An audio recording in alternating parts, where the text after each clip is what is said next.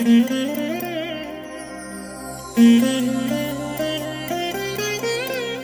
దినం పరము నుండి దిగివచ్చు మాట. ఇది నీ జీవితానికి వెలుగుల బాట. నీ ఒడిలో ఉంచబడిన దీవెనల మూట, అద్భుతాల ఆనంద ఊట. సెప్టెంబర్ 9 సంవత్సరమంతా మీరు బైబిల్ చదివి ముగించడానికి ఈరోజు మీరు చదవలసిన లేఖన భాగము ఉదయం సామెతలు 6 మరియు 7 అధ్యాయములు, సాయంత్రం 2వ కొరింథీ పత్రిక 2వ అధ్యాయము. ప్రియమైన దేవుని బిడ్డలారా, ఈ ఉదయకాల సమయంలో ప్రభు మిమ్మల్ని బలపరచునుగాక. మీరు ఎక్కడ కృంగిపోయారో, ఎక్కడ బాధ నొందారో, ఎక్కడ మీ మనసుకి గాయము తగిలిందో, ఎక్కడ తలదించుకున్నారో దేవునికి సమస్తం తెలుసు. ఈ ఉదయకాలం మీ హృదయం భారముతో నిండిపోయిందా? ఇక ఈ జీవితం ఎందుకు, ఇది వద్దులే అని మీకు అనిపిస్తుందా? ప్రియ సహోదరుడా, సహోదరి, దేవుని ఆత్మ మీతో మాట్లాడుచున్నాడు. ఇదిగో, నువ్వెంతమాత్రం దుఃఖించవద్దు, ఎంతమాత్రం భీతి చెందవద్దు. నేను నిన్ను ఆశీర్వదించబోతున్నాను. నా కృప నీ యందు విస్తరింపచేయబోతున్నాను. ఈ మాటలు ఏదో అనుకోకుండా సాధారణంగా నువ్వు వింటున్న మాటలు కాదు. దేవుని ఆత్మ తన దాసుని నడిపిస్తూ ఈ మాటల్ని మీ చెవులకు ఆయన వినిపింపజేస్తున్నాడు. ఈ మాటలతో మీరు ధైర్యమొందుదురుగాక. ప్రియ దేవుని బిడ్డ, పరిశుద్ధ గ్రంథముల నుండి యెషయా గ్రంథం 28వ అధ్యాయము 16వ వచనం చదువుకుందాం. ప్రభువగు యెహోవా ఈలాగున సెలవిచ్చుచున్నాడు, సియోనులు పునాదిగా రాతిని వేసినవాడును నేనే. అది పరిశోధింపబడిన రాయి, అమూల్యమైన తలరాయి, బహుస్థిరమైన పునాది అయిన మూలరాయి అయి ఉన్నది. విశ్వసించువాడు కలవరపడడు.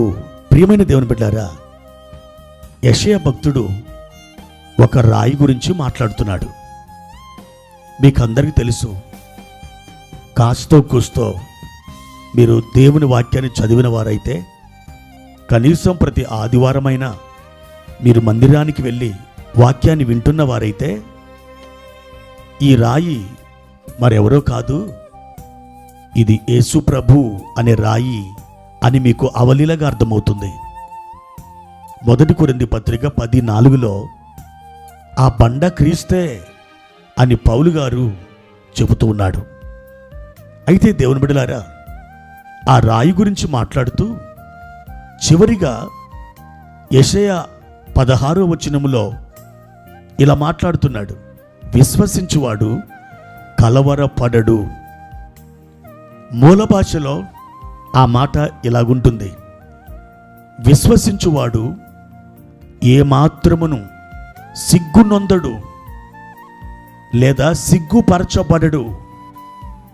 ప్రియ దేవుని బిడ్డ, మీకు అర్థమవుతుంది కదూ?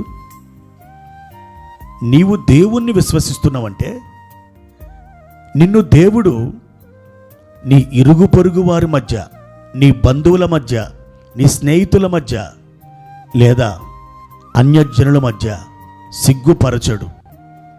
ఆయన సిగ్గుపడనీయడు.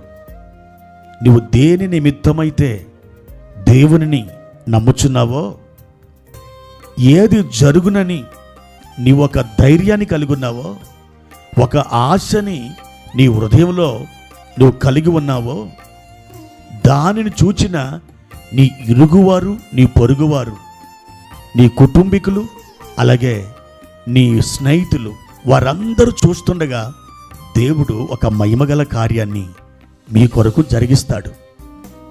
ఒకవేళ వారందరి ముందు నీవు అవమాన పాలు అయినట్లుగా, నిందపాలు అయినట్లుగా, లేదా వాళ్ళని చూచి నీ దేవుడు నీకేం చేశాడు అని అడుగుతున్న ఆ సందర్భాలు, ఆ పరిస్థితులు వచ్చినట్లుగా నీకు అనిపించినప్పుడు, అటువంటి సమయాలలోనే నీ కొరకు దేవుడు గొప్ప వాటిని సిద్ధపరుస్తాడు.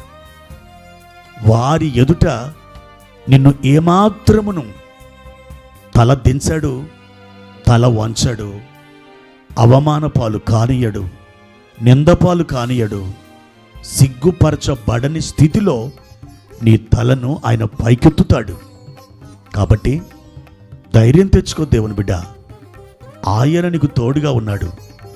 ఏమాత్రమును నిన్ను విడనాడని ఆ దేవుడు ఈ మాట నీకు ఒక అభయముగా ఇస్తున్నాడు.